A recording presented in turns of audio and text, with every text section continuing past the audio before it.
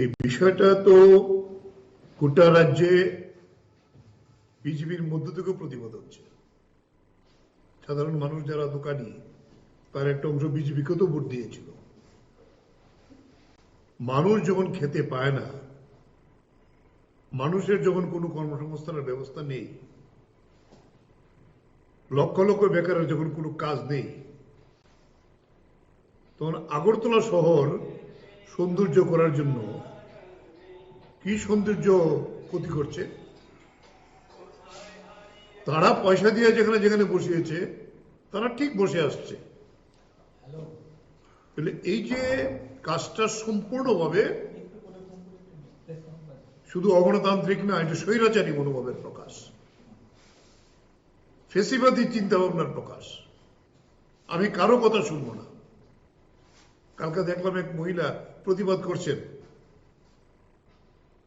আমি তো পার্মানেন্টলি গেলে গাড়ি রাখছি না, এটা অনুষ্ঠান চলছে তাই আমাকে রাখতে বাধ্য হচ্ছে। পুলিশ গিয়ে বলছে রাখবেন না, রাখতে পারবেন না। কোনো আইন নাই, কিচ্ছু নেই। সিটি সেন্টার করা হয়েছিল, আমি জাস্ট মিউনিসিপ্যালিটি অফিসের কথা বলছি। লন করা হয়েছিল সামনের জায়গাটাতে, মানুষ যাবেন, বসবেন, গাড়ি পার্কিং এর ব্যবস্থা হয়েছিল। এইটাতে দাঁড়ানো যায় না, যাওয়া যায় না। মিউনিসিপ্যালিটি দপ্তর, অফিস, আজকে সেখানে আজকে এখনো গিয়ে দেখা যায় বলছে তারা ভেন্ডার লাইসেন্স আছে, অথচ এই বর্তলা বাজারে যার ভেন্ডার লাইসেন্স আছে দেখাচ্ছে মহিলা আমার ভেন্ডার লাইসেন্স আছে, তাকে জোর করে তুলে দিয়েছে গরিব মানুষ।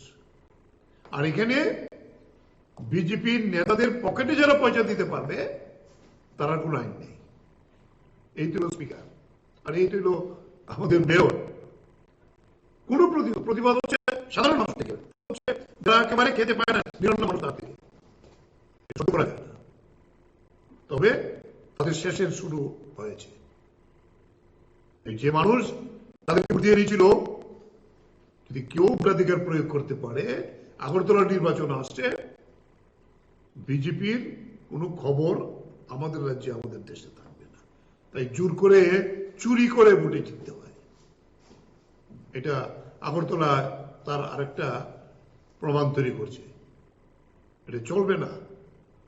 মানুষের ধৈর্যের একটা সীমা আছে, তার সীমা ছাড়িয়ে যাচ্ছে।